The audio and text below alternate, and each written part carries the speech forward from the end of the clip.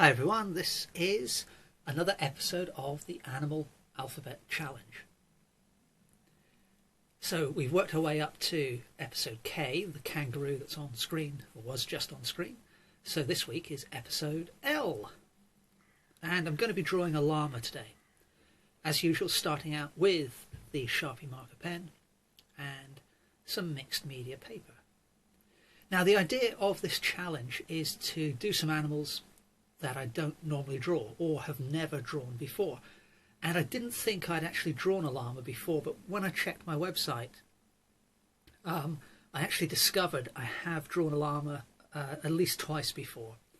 And you might think, well, how can you forget drawing a llama? It's a fairly unique animal, but I have over 840 images on my website at the moment, so it's quite a lot of images to remember. So I'd simply forgotten. It was about 6 years ago, I think, that I did these. I'll pop them up on screen in a little bit. But for the moment, what we're doing is just outlining the head, ears and neck of the llama. And the difference between this drawing and the previous two that I've done, you'll see in a moment. So the drawing we're tackling here today, the llama's on the move, basically. So it's walking kind of diagonally towards us. And hopefully that will become more apparent when I pop the legs in just a little bit, but already you can kind of feel there might be some movement going on because of the way the weight of the llama is kind of tipping to the right a little. And now that the front legs are starting to be outlined, you can see that the left hand leg, or the llama's left hand leg, is bent. So here's the first sketch I did. This is mixed media, pencil and pen. And you can see that llama's just kind of standing there rather, looking off to the side, drawn in 2013. So that was quite a stationary pose, much like this one. This is just a side-on pose, a pencil drawing. Again, another llama. Those two were both found at Dart's Farm, which is the local farm between Exeter and Topsham. So this is the first time I've done a llama which is on the move, kind of walking towards us. And as you can see, I've just put the outline in.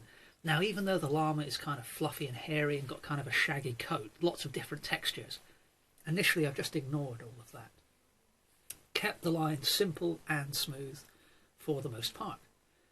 But the Sharpie marker pen is, perfect for what I'm doing now, putting in some regions of very deep shadow. Obviously it gives a nice solid dark black line. So I've darkened the ears, and I'm just keeping the treatment of the eyes quite simple, little patches of black with tiny little highlights within them. And then of course we need to work on the nostrils and the mouth to define the face a little more and capture the character of this animal. So I think they're quite comical characters in some ways. They've got a sort of inquisitive expression on their faces sometimes.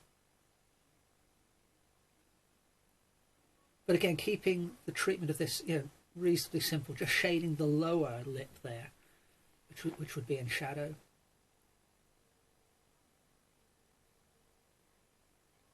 And having done that, I can now move on to the neck. So the lines I'm using here kind of have two purposes. One, they're kind of following the circumference of the neck to help suggest its cylindrical nature, but they're also a little ragged to help suggest the hairiness of the animal. And you can see that as I've moved to the back, I'm enhancing that kind of scruffy little tufts of hair mark making that I'm doing. So I'm keeping in mind the direction those tufts of hair are falling, so the marks have a dual purpose. They define the form, but they also help to describe the texture. Some shading now on the legs.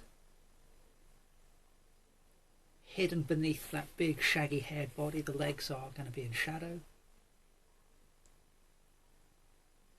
And then a quick horizon line. Now our horizon line needn't be a straight line, and it also needn't be horizontal. We can choose that to reflect the angle we're viewing the animal from and also the environment it's in.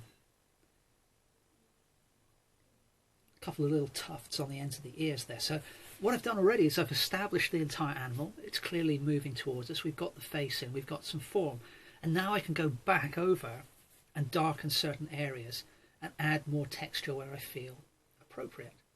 So we can layer in textural marks in the same way we layer in shading marks. Just a hint of cast shadow there.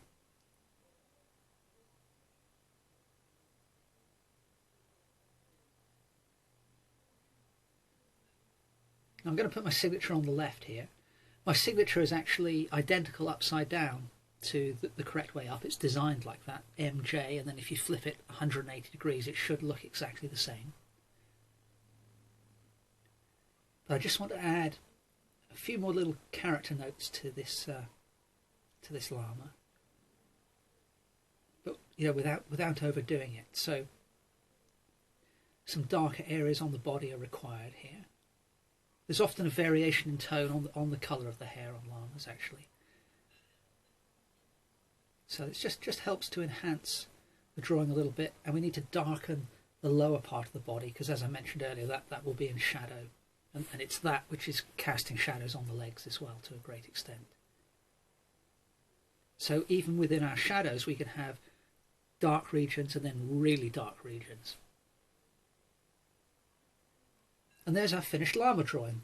As usual, you can click the link in the description if you want to get a close-up look at the finished picture. But thanks very much for watching. Remember to subscribe, and I hope to see you for the next episode of the Animal Alphabet Challenge in the middle of next week. Thanks again for watching.